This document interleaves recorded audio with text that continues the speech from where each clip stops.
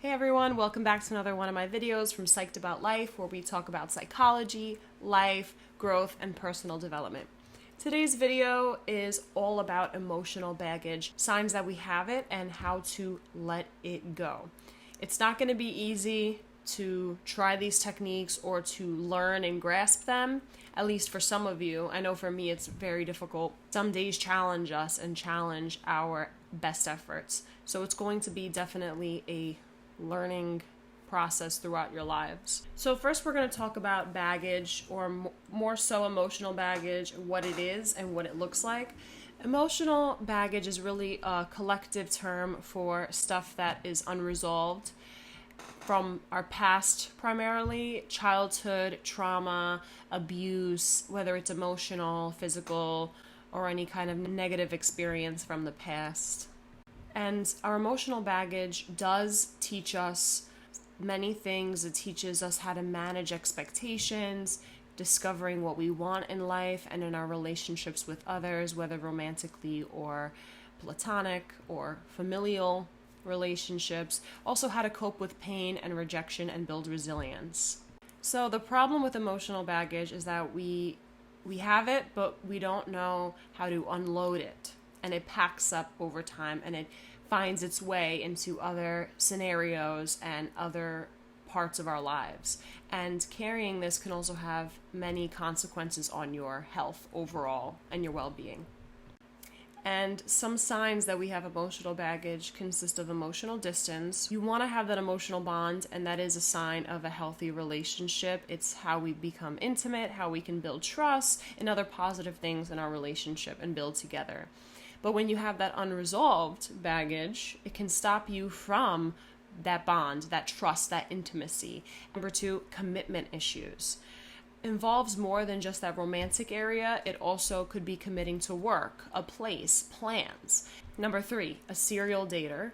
Someone who treats relationships like monkey bars, right? So it's like you go on to the next. You don't really form those deep connections. You can't hold long-term relationships, and you fear some of those wounds, right? We talked about in one of my other videos, I don't know if you got a chance to see it, but it was talking about inner childhood wounds and figuring out what that's all about and how to cope with that stuff, and grow from it. So one of those things we see in serial dating, and a lot of it actually relates to emotional baggage, like our wounds. And that's kind of where I'm getting at, is like a lot of it stems from that emotional trauma and inner childhood wounds. And we fear being alone. We have that mistrust and lack of trust, and we can't commit to relationships. We can't commit to people, and we avoid facing our problems. And number 4, we also have paranoia, which is a sign of that emotional baggage, and help you to see if you have it or not. And when we fear and worry to fall in love, when we don't want to form those deep connections, we fear being left out, left alone, right? That was one of the wounds from childhood. Next, we have number 5, projection. Projection comes in many forms. It's that emotional baggage could make us project or assume something about someone else. And I know it's human to have those insecurities, but it can lead to negatively impacting your relationship, your bond, unhealthy relationship dynamics, miscommunication, of course, and that's all going to affect that healthy relationship with other people. Number 6, comparison.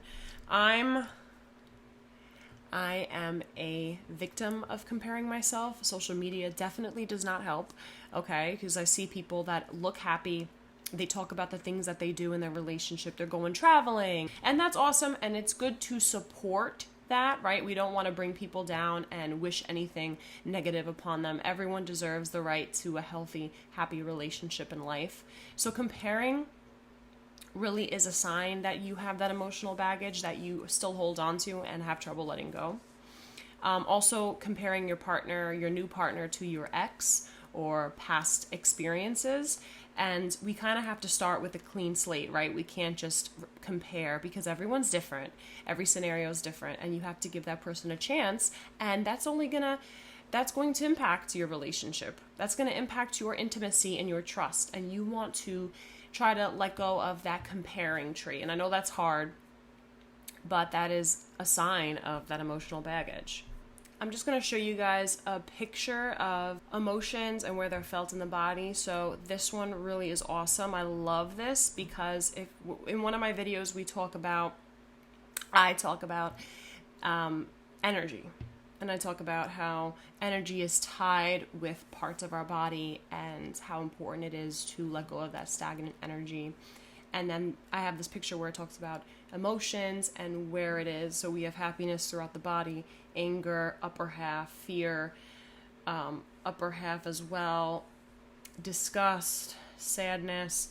And sadness, it seems that there is really a decreased activation. It holds us back from being active. It holds us back from doing because we'd rather just be sad and sulk. There's other images as well. There's surprise, anxiety, love, depression, contempt, pride, shame, envy. Anyway, I'm not going to go through all of these because there's a lot. But if you have the time, you can pause the picture, pause the video, and just take a look at that. I think it's really cool. So some ways that we can release emotion from the body is acknowledging our feelings, working through the trauma, whether it's alone or with a professional, trying shadow work. And I have a video about shadow work in my channel, and you just gotta go check it out. It's really cool. Make intentional movement, go with intention, take a positive initiative and take action. And also, on the flip side, practicing stillness, because it's okay to just take a moment, process, relax. And relaxing could be really hard for you. I know it's hard for me, but it's just good sometimes to just take a moment to yourself, because we all deserve that moment of peace, honestly. And one way that we can practice letting go of that emotional baggage and buildup of emotions is by figuring out an alternative response. We can do this by journaling or some other mode of just figuring out, like, hey, like, what am I feeling? Is this logical? You can even create like a map or a visual. I know I'm a visual learner, so for me, I would draw something with arrows and try to connect it, and that's how my brain kind of figures that out. So what I would do is first ask the question, like, what would be a healthy way, a healthy alternative of thinking about this thought, feeling, and responding to that situation, and putting that into action. We also want to reinforce those positive emotions. So whenever you do feel positive, take a moment to be mindful and really take it in, appreciate it, maybe even journal those positive emotions, because if we only focus on the negative, it'll be hard to recognize the positive and the good. So journaling, it doesn't have to be like a dear diary today or a whole page. If you'd rather just write a little bit, write a one response and a question and an answer. Sometimes it's good to get our thoughts onto paper. And when you feel happy, show it. It's okay to be happy. And that's where that comparing piece comes in, because we may not feel like that's what happiness should look like. But we all are worthy of our own feelings. We're worthy of our own happiness, and it's okay to show it.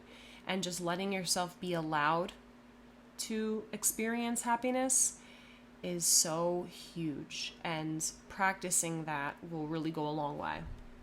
And just remember that your freedom from the past is in your hands, and happiness is in your control. When you feel in control, you will be able to do it and get through it. And having that positive mindset that you can do it, it's in your hands. You have the control. And it's like that circle of control, right? Like what you actually can control and what you can't control. So whatever you feel, believe, your actions, whatever involves you, yourself, you can control. So just practicing that circle control. We always want to let other people decide things for us and let other people define us, and that's not right.